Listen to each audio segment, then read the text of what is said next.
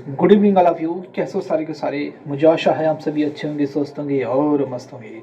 तो साथियों, आज का हमारा वीडियो जो है विशेषकर यूपी बोर्ड के 10वीं और 12वीं के जो छात्र छात्राएं परीक्षा की जो तैयारी में लगे हुए हैं, विशेषकर उन लोगों के लिए होने वाला है। तो साथियों, आज का हमारा जो टॉपिक है वो 10वीं और 12वीं के बच्चों के लिए जो परीक्षा को लेकर के एक तनाव हो जाता है, टेंशन हो जाती है कि परीक्षा में किस तरीके से हमको करना है, क्या करना है, कैसे करना है, पेपर कैसा आएगा। तो कुछ तनाव है जो परीक्षा के समय जनरली बच्चों में देखे जाते हैं। उन समस्याओं से निपटने के लिए एक बहुत ही महत्वपूर्ण वीडियो मैं आपके सामने लेकर के हाजिर हुआ हूँ, जो मुझे लगता है आपकी जो परीक्षा की आप स्ट्रेटजी बना रहे हैं, जो रणनीति बना रहे हैं, उसमें बहुत ज़्यादा इम्प्रूविंग कर सकता है, सुधार कर सकता है। और विशेषकर उन बच्चों के लिए भी जिन्होंने अभी तक कोई भी तैयारी शुरू नहीं करी है, तो वो लोग अपनी तैयारी को, साथियों अभी जो समय चल रहा है ये वो समय है जो आपकी मार्कशीट में, आपकी अंक तालिका में एक एक नंबर बढ़ा रहा है, एक एक नंबर बढ़ा रहा है। साथियों, ये वो समय चल रहा है कि आपको ये डिसाइड करना है कि आप जो है 10वीं या 12वीं कितने प्रतिशत नंबरों के साथ पास करना चाहते हैं। ये आज का समय डिसाइड कर रहा है। जितनी ज़्यादा आज आप मेहनत करेंगे उतने ही अंक आपके परिणामों को देखने को मिलते हैं। कई बार होता क्या है, कई सारे हमारे बच्चे हैं जो उनको दिक्कत तब आती है जब जो है उनका परिणाम सामने आता है। जब वो परिणाम को देखते हैं और कहते हैं कि अरे मैं इस सब्जेक्ट में अच्छा कर सकता था, यहाँ पे मैंने, तो बाद में पछताने से कोई फ़ायदा नहीं होता है। तो आज वो समय है, आज तैयारी करिए, अपना एक अच्छा सा जो है समय का चुनाव करिए और लग जाइए मेहनत पे। क्योंकि बाद में जब आप दूसरों को रिजल्ट को देखेंगे और उसकी तुलना स्वयं से करेंगे कि मैं भी इसके जैसा कर रहा, तो आप उसके जैसा नहीं कर पाएंगे, क्योंकि वो रात रात दिन पढ़ रहा है और आप रात रात दिन जो है रील की रील बना रहे हैं। तो साथियों, ज़्यादा जो है इंटरनेट में सही नहीं, इसी विषय को आगे बढ़ाते हुए मैं अपनी बात को आगे बढ़ाता हूँ। एक मैंने जो है शॉर्ट फॉर्म में रखा हुआ है जहाँ पे आप परीक्षा की जो तैयारी है उसको और भी ज़्यादा बेहतर कर सकते हैं, जिसका शॉर्ट फॉर्म है TDS। ठीक है, इस फॉर्म में बहुत ही आसान तरीके से मैं कुछ आपको प्लानिंग बताऊंगा जो आप एग्जाम से पहले कर सकते हो। जहाँ पे TDS यानी कि जहाँ पे T का मतलब होता है टाइम मैनेजमेंट, D का मतलब होता है डाइट मैनेजमेंट, और जहाँ पे S का मतलब होता है स्ट्रेस यानी कि तनाव प्रबंधन। ठीक है, परीक्षा में एक जो तनाव होता है उससे आपको कैसे निपटना है। तो पहले मैं बात करता हूँ टाइम मैनेजमेंट। ठीक है, किसी भी परीक्षा में पास होने के लिए समय प्रबंधन बहुत ही ज़रूरी है। अगर आप समय प्रबंधन नहीं करते हैं तो अब परीक्षा में जो 3 घंटे का आपको समय मिलता है उसमें आप यही नहीं समझ पाएंगे कि आपको पेपर में किस तरीके से लिखना है, कैसे लिखना है, किसको स्टार्टिंग करना है, कॉपी को कहाँ से भरना है, कुछ आपको समझ नहीं आएगा। वैसे ही जो है बिना किसी तैयारी के, बिना किसी रणनीति एग्जाम हॉल में चले जाते हैं और वहाँ पे जब आप प्रश्न पत्र को देखते हैं तो आपके जो है आंखों के सामने अंधेरा छाने लगता है। उसका रीज़न यही है कि आपने मेहनत नहीं की होती है। जो आज आपके टीचर्स ने साल भर पढ़ाया होता है क्लास में, आप तो तब तो कक्षा में गए नहीं, तो कैसे सीखेंगे। तो इसी विषय को, बात को आगे बढ़ाते हुए मैं पहले बात करता हूँ टाइम मैनेजमेंट की। ठीक है, टाइम मैनेजमेंट यही है कि सबसे पहले आप अपना एक टाइम टेबल तैयार करिए। टाइम टेबल में आपको करना क्या है कि जो आपके सब्जेक्ट हैं, हाई स्कूल में 5, हाई स्कूल में 6 सब्जेक्ट होते हैं और हमारे इंटर में जो है 5 सब्जेक्ट होते हैं। तो उसका आपको एक टाइम मैनेजमेंट बनाना है कि आपको कौन सा सब्जेक्ट कितने बजे से स्टार्ट करना है और कितने बजे उसको समाप्त करना है। ठीक है, वो आपको डिसाइड करना है। जो टीचर्स ने आपको क्लास में पढ़ाया है उसके नोट्स दिए होंगे वो आपको अच्छे से देखने हैं। अगर मॉडल आपने लिया है उससे आप तैयारी कर सकते हैं। आपकी जो बुक्स हैं हाई स्कूल और इंटर की, उससे तैयारी कर सकते हैं। ठीक है, और इसके साथ साथ टाइम मैनेजमेंट, टाइम जो है टेबल बनाइए कि आपको इतने से इतने बजे तक हिंदी पढ़ना है, इतने से बजे तक इंग्लिश पढ़ना है, मैथ पढ़ना है, साइंस पढ़ना है, सोशल स्टडीज़ पढ़ना है।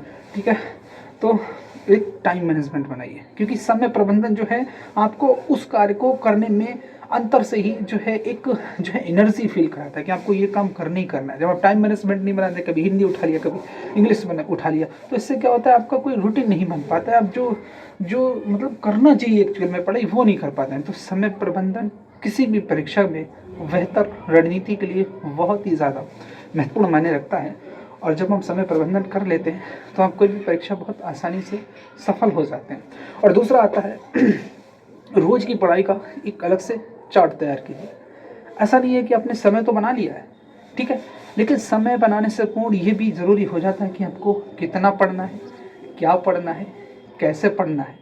ठीक है, ये भी बहुत ज़्यादा ज़रूरी होता है। तो आपको एक चार्ट बनाना है कि हमें जो है आज के दिन जो है इतने से यहाँ तक ये जो है टॉपिक्स जो है कवर करने हैं।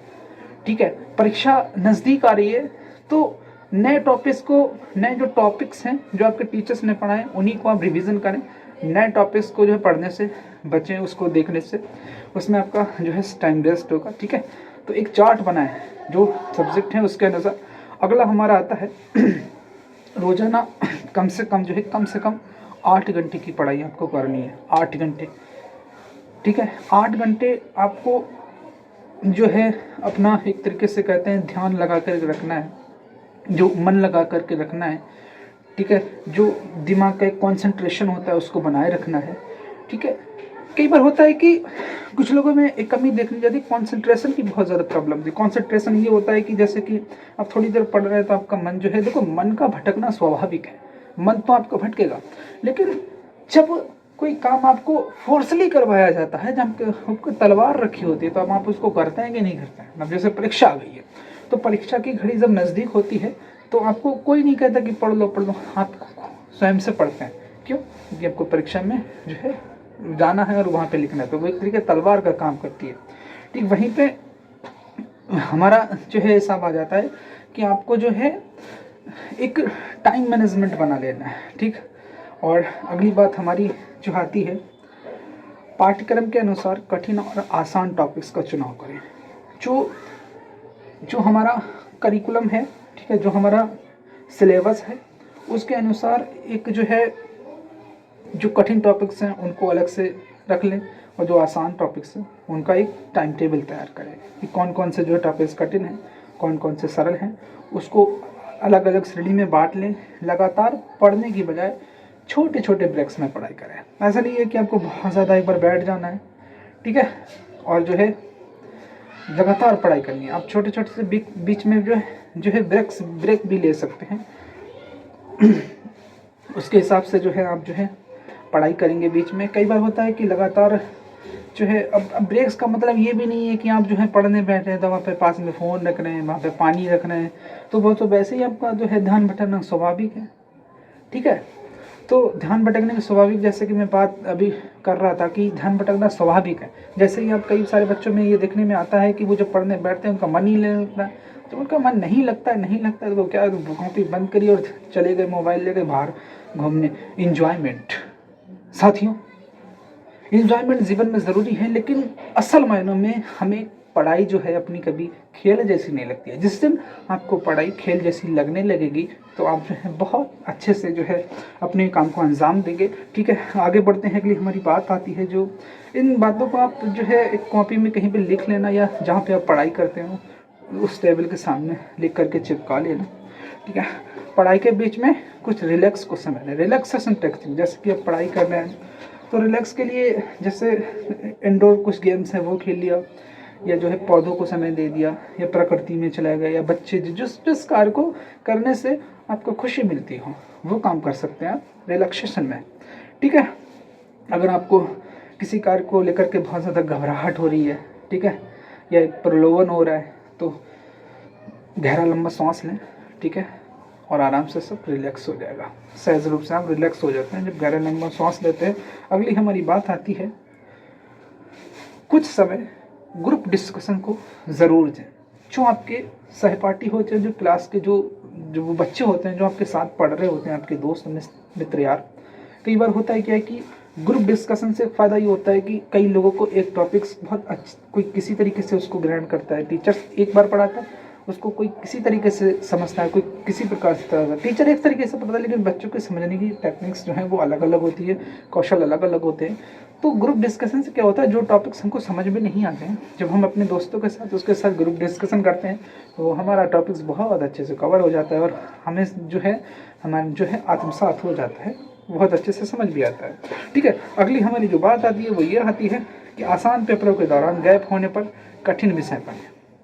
कई बार होता क्या है कि जैसे कोई आसान है, आसान का मतलब ये होता है कि जिस सब्जेक्ट में आपका सबसे ज़्यादा रुचि होता है वही आपको आसान लगता है, तो आपको पता है कि मैं इसमें तो बहुत अच्छे नंबर लेकर के आऊँगा, लेकिन उस बीच पेपर में गैप ज़्यादा होता है, तो उस बीच वो सब्जेक्ट भी पढ़ लें जो आपको आसान लग रहा है। ठीक है, आपको मालूम है इसमें आप अच्छा करेंगे क्योंकि आपकी उसमें रुचि है। इस बीच जो कठिन सब्जेक्ट आपको लगता है कि आप उसमें जो है परफेक्ट नहीं है, तो उस पेपर की तैयारी करें। परीक्षा में अगर कोई गैप मिल रहा है तो सरल सब्जेक्ट के साथ साथ कठिन सब्जेक्ट की भी आप तैयारी कर सकते हैं, ठीक है। और इंटरनेट मीडिया से दूरी बना लें, क्योंकि इंटरनेट मीडिया जो है हमारे ध्यान को भटकाने में सहायता करती है। हालांकि ये वीडियो भी हमारा इंटरनेट के माध्यम से देखा जा रहा है, वो अलग चीज़ है, लेकिन ये सिर्फ अभिप्रेरणा के लिए। इसका मतलब ये नहीं है, देखो मोटिवेशन तो होता है, लेकिन मोटिवेशन का ये मतलब नहीं है कि मोटिवेशन देखते जा रहे हैं। मोटिवेशन का मतलब है जो आपको सिखाया जाए उसको तुरंत सीखने की आदत डालो। ऐसा नहीं है कि आप जो है रील की रेल बना रहे हो। रील की रेल जो है आपको आपकी पढ़ाई से दूर ले जाती है। और अगली हमारी बात आती है डाइट, यानी कि डाइट मैनेजमेंट। तो आपको एक अच्छा स्वस्थ और पौष्टिक खान पान भोजन जो है खाना है। बेहतर पढ़ाई के लिए स्वस्थ रहना बहुत ज़रूरी होता है। इसके लिए गुनगुने पानी का आप सेवन करें। गुनगुना पानी जो है क्या होता है कि हमारा जो भोजन है बहुत जल्दी जो है डाइजेस्ट हो जाता है और हमारे शरीर के लिए भी सुपाच्य है। लेकिन आप उसको गुनगुने पानी का यूज़ कर सकते हैं पढ़ाई के दौरान, अगर आपको अच्छा लग रहा हो, ठीक है। बाहरी खाने का बिल्कुल भूल जाएं। जो बाहर का तला बना है ना, जो बाहर का खाते हैं, ठीक है, वो ना खाएं। जो घर के बनी चीज़ें हैं, घर के बने पकवान हैं, उन्हीं को यूज़ करें। और समय नाश्ते में दलिया, इडली आदि हल्का व सुपाच्य भोजन लें। ताज़े फल, सूखे मेवे, शहद सूप और सलाद आदि भी अच्छे विकल्प हो सकते हैं। और इसके बाद हमारा चाय कॉफ़ी के जगह फलों के रस, छाछ, ग्रीन टी आदि पिएं। पढ़ाई के दौरान भी बीच बीच में मेवे, चने आदि लेते रहें। तो पढ़ाई के दौरान बीच बीच में मेवे, चने, जैसे कि मान लो आप कोई ब्रेक ले रहे हैं तो कुछ खाने का जो रख लिया तो उसको बीच में ले सकते हैं। जिससे क्या होता है ना, कुछ लोग जैसे, तो उससे हमारा एक्टिव रहता है। पढ़ाई के बीच में भी जैसे हम ब्रेक ले रहे हैं तो आपने कुछ खाने का रख लिया, चना रख लिया, जो भी आपको अच्छा लगता हो वो रख लिया, पौष्टिक हो, ठीक। उसके बाद अब आता है हमारा पढ़ाई के बीच में ग्रीन या ब्लैक टी का प्रयोग कर सकते हैं, ठीक है। चाय के अगर आप शौकीन हैं तो चाय पी सकते हैं। और रात का खाना बेहद हल्का लें, क्योंकि जो एक छात्र होता है, जो छात्रा होती हैं, उनको भोजन हमेशा हल्का ही लेना है रात में। क्योंकि जब आप भोजन हल्का लेंगे तो आपको नींद भी जल्दी नहीं आएगी। और होता ना है कि जब हम किताबें खोलते हैं नींद तो वैसे ही आ जाती है, ठीक है। लेकिन अगर आपका मन लग रहा हो पढ़ाई में तो नींद नहीं आती है। तब तो आप मन एक बार लग गया ना तो हटेगा नहीं।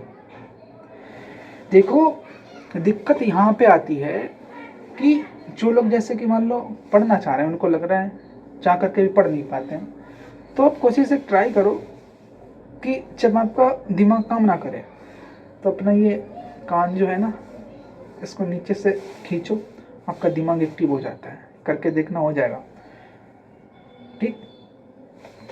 जब इसका साइकोलॉजिकल फैक्ट नहीं है, ये एक तरीके का लगता है कि हाँ वो उन्होंने सर ने बताया और ऐसा करने से ऐसा होता है। साइकोलॉजिकल फैक्ट नहीं है कि ऐसा करने से ऐसा होता है। अगर फ़ायदा पहुँच रहा है तो अच्छा है। कि आपका मन अगर पढ़ाई में नहीं लग रहा है, ठीक, आप एक बार, 2 बार, 3 बार ज़बरदस्ती उसको लगाइए। वहाँ पे क्या होगा कि एक समय ऐसा आएगा क्योंकि आपकी परीक्षा नज़दीक है तो वो आपको चाबुक का काम कर रहा है, ठीक है। धीरे धीरे हम देखेंगे कि आपका मन आपकी पढ़ाई में लगा हुआ है, लग जा रहे हैं आप, ठीक है। तो वो दौर आपको विकसित करना है स्वयं के भीतर। अगली हमारी बात आती है रात के खाने के बाद टहलने ज़रूर। ऐसा नहीं कि आप खाना खाने डायरेक्ट जो है सो जा रहे हैं। खाना खाने के बाद आपको टहलना ज़रूरी है। और इसके बाद हमारा आता है स्ट्रेस, तनाव प्रबंधन बहुत ज़रूरी है। परीक्षा को लेकर के विशेषकर हमारा जो टॉपिक था वो स्ट्रेस से संबंधित था, जहाँ पे हम बात करते हैं सकारात्मक होकर के तैयारी करते हैं। परीक्षा में हमेशा पॉजिटिव रहें, सकारात्मक होकर के तैयारी करें। दिक्कत कहाँ पे आती है, सब हम पॉजिटिव नहीं लेते हैं। तो सकारात्मक होने के लिए आपके अंदर एक जो परीक्षा के प्रति एक जो है सकारात्मक माहौल होना चाहिए, वैसा दौर होना चाहिए, आपको लक्ष्य होना चाहिए, आपको पता होना चाहिए कि आप हाई स्कूल की पढ़ाई किस लिए कर रहे हैं। आपको बनना क्या है, डॉक्टर बनना है, चिकित्सक बनना है, IAS बनना है, PCS बनना है ना, जो भी बनना है। तो आपको एक लक्ष्य होना चाहिए। जब आपको कोई लक्ष्य मिल जाता है कि मैं ये पढ़ाई इसलिए कर रहा हूँ, तो आपको अपना मार्ग मिल जाता है।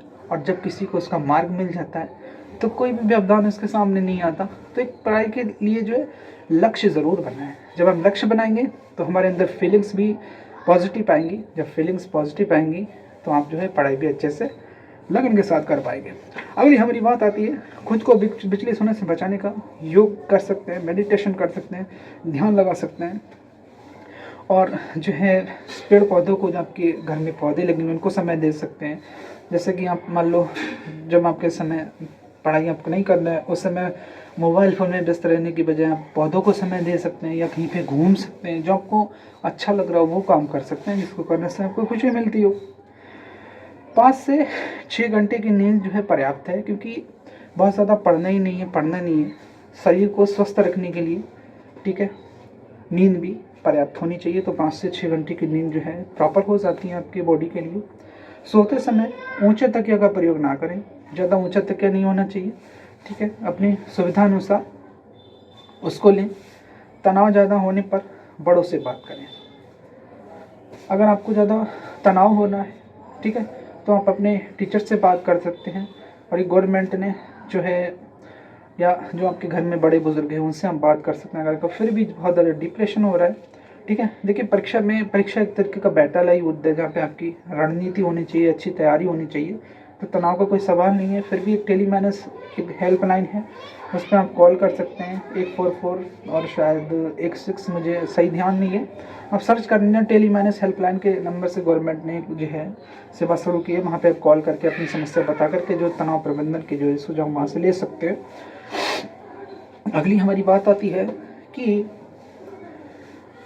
ज़्यादा तनाव होने पर बड़ों से बात करें, फिर भी तनाव कम ना हो तो पसंदीदा काम करें। ये तनाव का सबसे अच्छा साधन है, जिसको करने से आपको खुशी मिले वो काम करिए, है ना। अब म्यूजिक सुन सकते हैं, बहुत से लोगों का म्यूजिक होता है, या कुछ मॉडल जो है, या कुछ अच्छा कर सकते हैं, क्रिएटिव कर सकते हैं, कोई आर्ट बना सकते हैं, घूमने जा सकते हैं, है ना, गाना गा सकते हैं, कुछ लिख सकते हैं, तो आपको अच्छा लगता हो, ठीक। और अगली हमारी जो बात आती है कि ना ही असफलता के बारे में विचार ना करें, किसी और से खुद की तुलना ना करें, और ना ही किसी और से खुद की तुलना ना करें, और ना ही असफलता के बारे में विचार ना करें। मतलब अपनी तुलना दूसरे से ना करें, कंपैरिजन ना करें कि जो है वो ऐसे कर रहा है तो हमको भी ऐसे करना है, या वो ऐसे कर रहा है। तो देखिए हर इंसान अपने आप में विशिष्ट होता है, स्पेशल होता है, वो स्वयं में जो है अपनी जो है कहते हैं ना कि साइंस मतलब वैज्ञानिक सोच लेकर के पैदा हुआ है। हर इंसान दूसरे से भिन्न है, सेम क्वालिटीज़ किसी के अंदर नहीं हो सकती। अपनी तुलना ना करें, आप अपने आप को बेहतर बनाने में लगे रहें, सिर्फ अपने लक्ष्य पर ध्यान केंद्रित करें, सकारात्मक भाव रखें, अच्छा सोचें, ठीक है। आपको अपने जो लक्ष्य है, जो मार्ग है, उस पर जो है अपना ध्यान केंद्रित करें, और अपना मार्ग जो है अच्छा सोचें।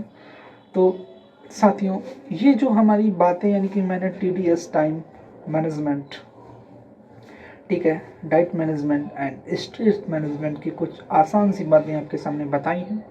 अगर इन बातों को आप परीक्षा से पहले अच्छे से कर लेते हैं, ठीक है, तो मुझे नहीं लगता है कि परीक्षा का आपके ऊपर कोई प्रेशर रहेगा, कोई तनाव नहीं रहेगा।